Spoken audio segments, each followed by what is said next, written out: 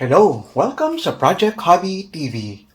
Dito, maaari kayong matuto ng arts and crafts, sewing, cooking, photography, iba't ibang klase ng hobbies, anything under the sun. At dahil dyan, subscribe na at sigurado akong matututo kayo ng mga bagong kaalaman at pagkakabalahan.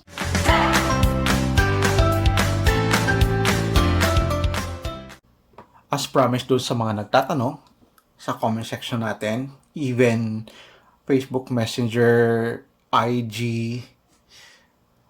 regarding doon sa bagong labas na cover ng So Simple Sewing Machine, which is, ang difference nila, walang ganito. Actually, tinanggal ko na yung bakal dito which is, ito yon. Ayan, sana nakikita nyo. Ayan yon. Ito yung nakalagay dito na dapat humaharang doon sa ating bobbin case from turning. But then, nagawa ako ng experiment. Tinanggal ko nga, I tried kung iikot si bobbin case kahit wala yung bakal na yon. So, papakita lang natin sa iyon yung actual kung umiikot talaga o hindi. So, yan, balik muna natin. Huwag na natin i-screw kasi tatanggalin din naman natin So, ayan, nakita nyo. Nandito na yung maliit na bakal na humaharang. Ayan. Pag pipihitin ko yung wheel, hindi din umiikot yung aking bobbin case. So, wala namang problem.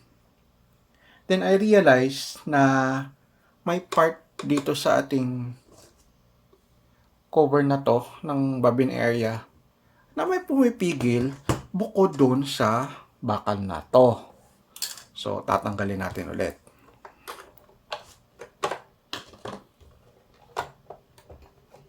Angat pala natin yung ating karayom. Ayan. By the way guys, bago yung tanggalin, again, as you know, instructed sa mga previous video natin regarding sa troubleshooting ng ating bobbin case na umiikot. Picturean nyo muna bago nyo tanggalin para alam nyo yung posisyon ng ating bobbin case. So, ayan. Ngayon, nakita nga natin na kahit wala yung bakal, napipigilan pa rin ng cover yung bobbin case from turning.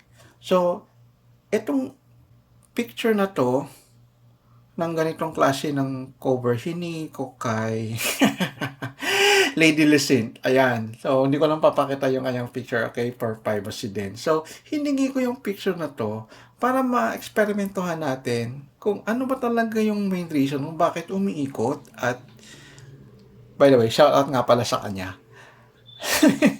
So, bakit umiikot? So, ayan. Sa part ng ating cover, may dalawang nakaputrud. Eto.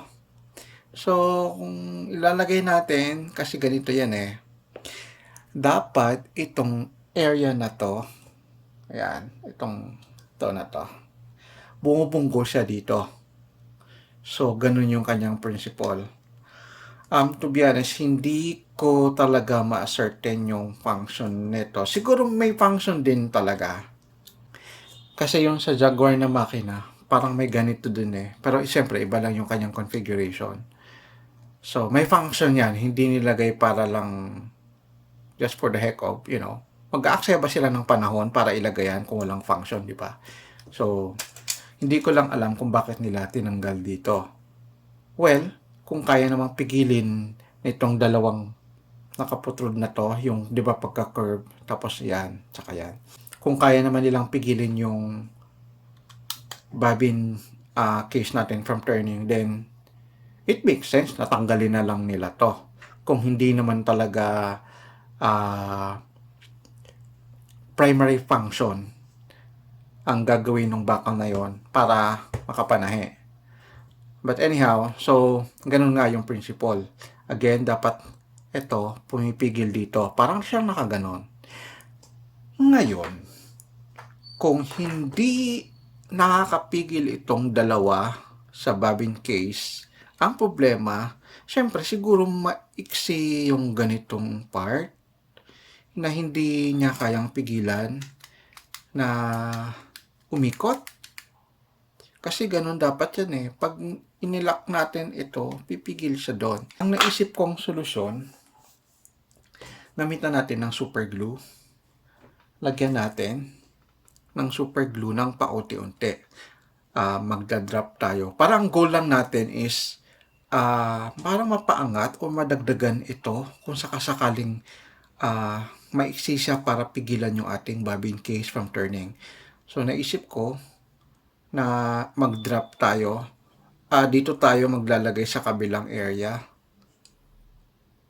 hanggang para bang tumaas siya ng konti or umangat ng konti yung pumipigil doon sa ating bobbin case.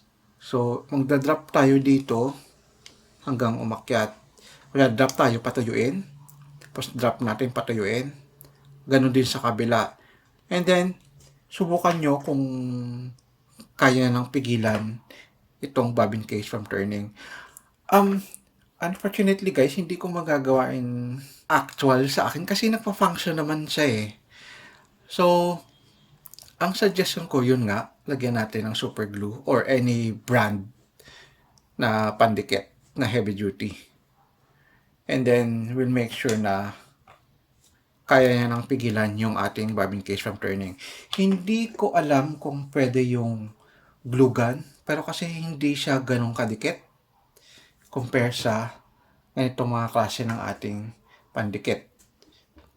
So, yun yung nakita kong isang solusyon. Kung may naisip pa kayo na solusyon in such a way na kayang madagdagan itong plastic na to dito para mapigilan niya yung bobbin case from turning, please let me know.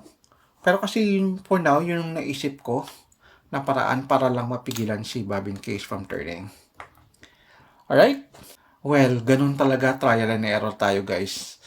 Kasi, unfortunately nga, marami nagtatanong kung may mga repair center para sa mga ganitong klase ng makina. Unless siguro may brand, Singer. Kasi may ganito din na Singer. Kayang dalhin sa service center. Pero pag yung mga ganito na OEM na klase, yung mga pang wholesaler lang na walang brand na makina, I don't think so mayroong service center na nag-aayos o nagkukumpuni ng ating sewing machine. Same thing din sa mini sewing machine. Kasi, yun nga ulit, disposable yung ganitong klase ng makina. Pero, sige, magtulungan tayo para masolusyonan yung problem natin sa ating mga makina.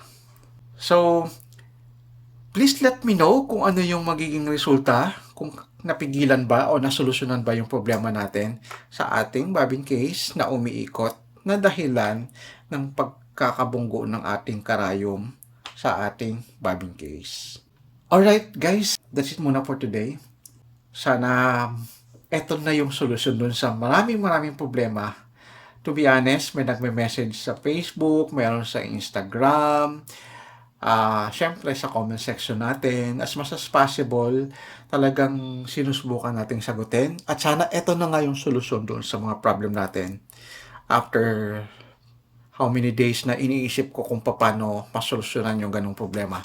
So yung principle lang talaga, again, is ito, mapigilan yung bobbin case from turning. So, kailangan natin dagdagan yung pumipigil dito. So, isa nga yung solusyon, yung pandikit. Kung may naisip kayong iba, i-comment nyo lang din sa comment section natin. Ituturo natin doon sa may problema din sa ganitong klase ng compartment cover ng bobbin area natin. Alright guys, so ayan, maraming salamat sa panonood. Sana nakatulong itong ating video sa mga problem ninyo. At again, please let me know kung nasolusyonan nga yung problema ninyo sa ating bobbin case na umiikot. Bago tayo magtapos, syempre, huwag natin kalimutang bigyan ng malaking thumbs up ang ating video at i-share. Again, maraming salamat sa panonood. Till next time, dito lang sa Project Hobby, your Hobby TV. Bye-bye.